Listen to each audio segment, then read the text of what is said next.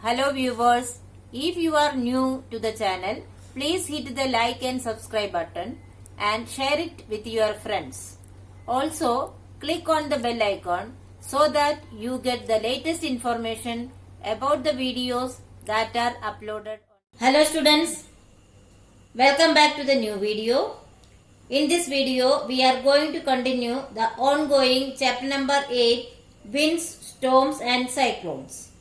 In today's session, we will discuss about cyclones and the safety measures to be taken during a cyclone. A cyclone is a strong windstorm caused by the difference in air pressure in the atmosphere. It is a violently rotating windstorm. They are usually formed in warm and wet conditions generally found near the equator. So what is a cyclone? It is also a windstorm caused mainly due to the low pressure. It also needs the conditions like warm and wet conditions. And these warm and wet conditions are found near the equator. So we can say that cyclones are also usually or generally formed near the equator. Cyclones can be hundreds of kilometers in diameter. They begin as thunderstorms and later develops into cyclones. They are associated with strong winds, heavy rain and tidal waves. Now you know what is thunderstorm.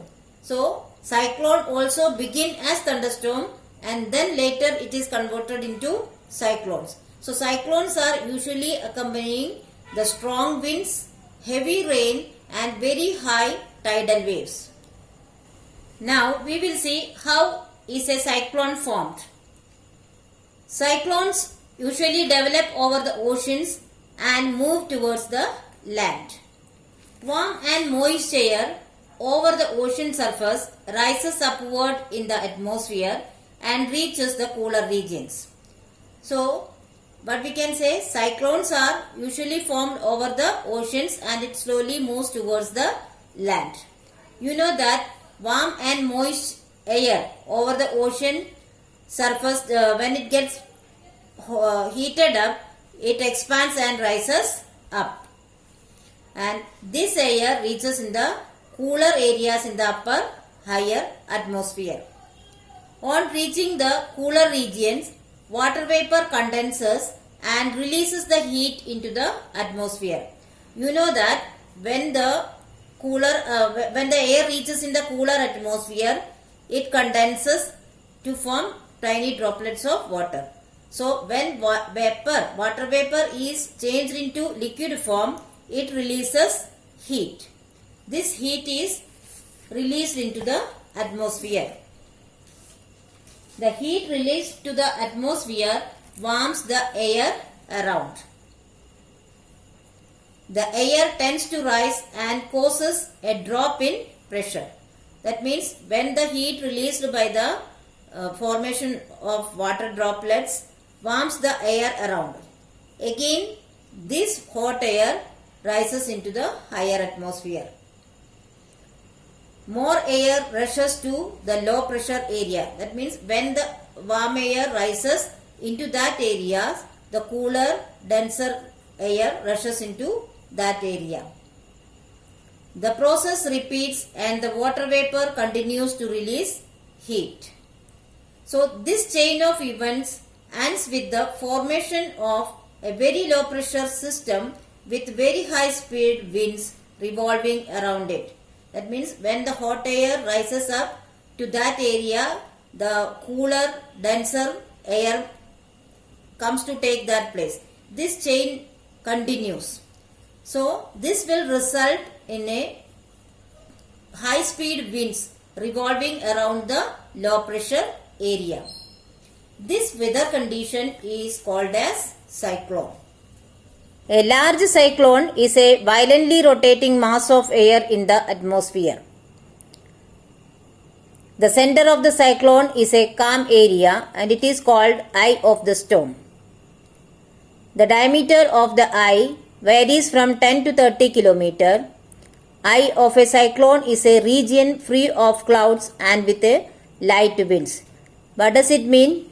It means that even though cyclone is a very violently rotating wind, the center of this is very calm area, and that center is known as eye of the storm. It is free of clouds and it has only light winds moving around. So, the factors like wind speed, wind direction, temperature and humidity affects the development of a cyclone. Around this calm eye of the cyclone, there is a cloud region of about 150 km in size with high speed winds, thick clouds and heavy rain.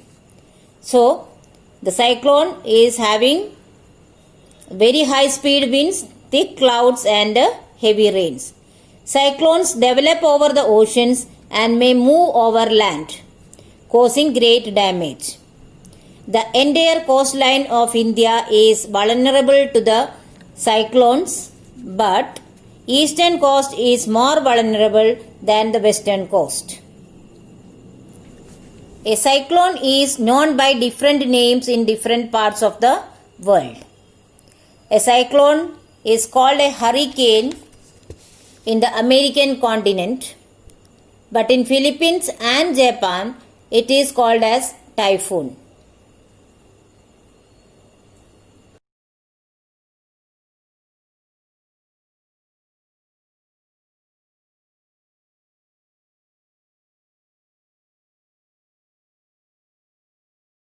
Now we will discuss about the destruction caused by cyclones. Cyclones can be very destructive. Strong winds push water towards the shore, which is an indication of approaching cyclone. So how can we come to know that a cyclone is approaching? It can be seen or it can be understood by the strong winds that push water towards the seashore. The very high waves that can be of 3 to 12 meters height may be formed, which appear as a water wall moving towards the shore. This actually we can see if there is a cyclone formation. As a result, sea water enters the low-lying coastal areas, causing severe loss of life and property. So this high water wall moving towards the shore bring the sea water and flood the low-lying areas. The salty water entered in the agriculture land reduces the fertility of the soil.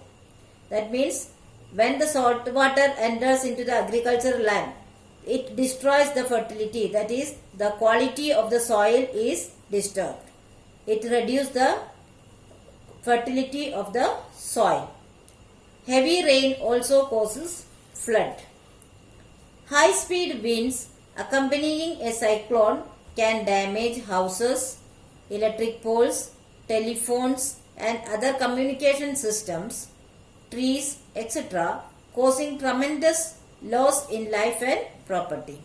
You know that cyclone brings heavy rain, very strong winds. So because of this, there can be flood.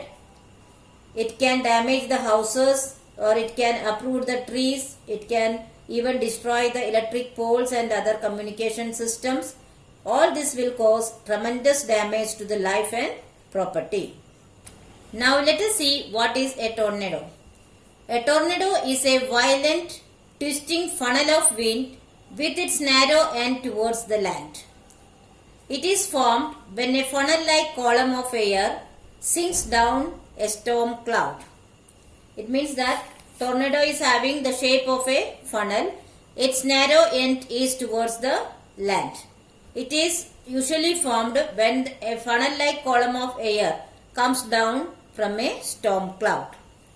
A violent tornado can travel at speeds of around 300 to 500 kilometers per hour. The neck of the funnel-shaped tornado sucks up everything which come in its way, such as cars, dust, debris and even houses. That means the tornado is very strong. Even though it is not that wide, it is very strong. It can suck up and lift everything that comes on its way. Generally, tornadoes do not occur in India.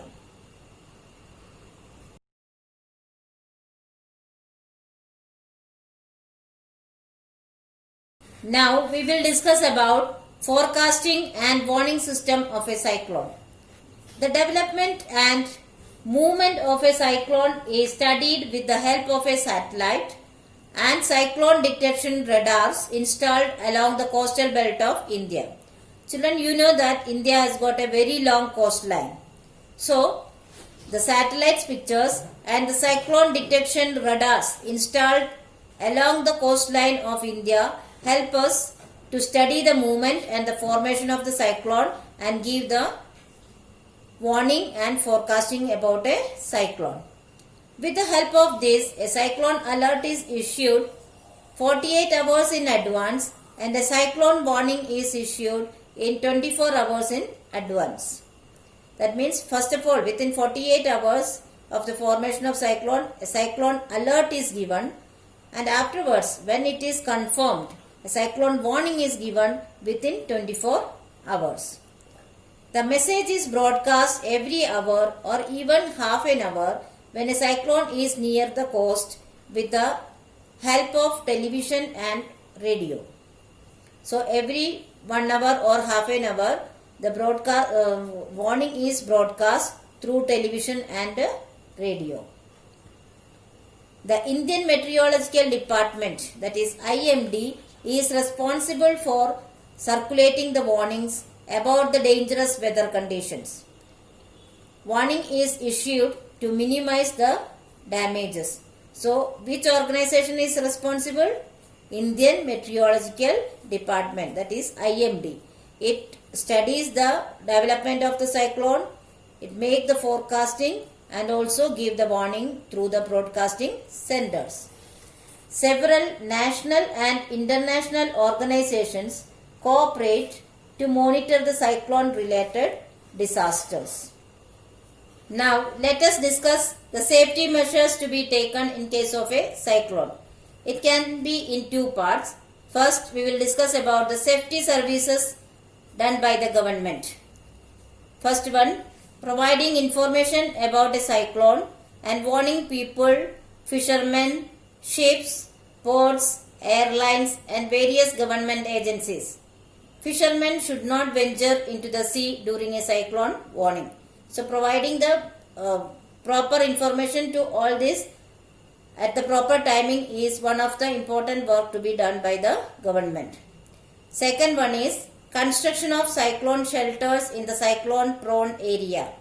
Cyclone shelter means the underground structures that are built in the cyclone prone areas so that in case of severe cyclones the people can be shifted into that safer places.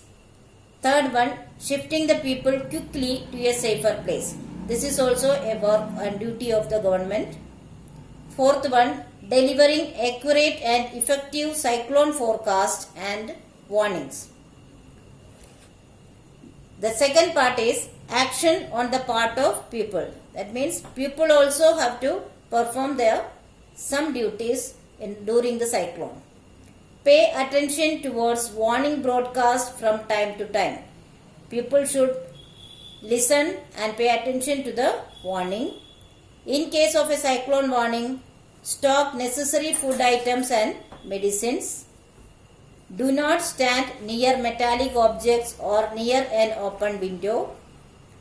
Help the rescue team and avoid contact with wet electric lines and switches because they may conduct electricity. So these are some of the precautionary measures that people must do.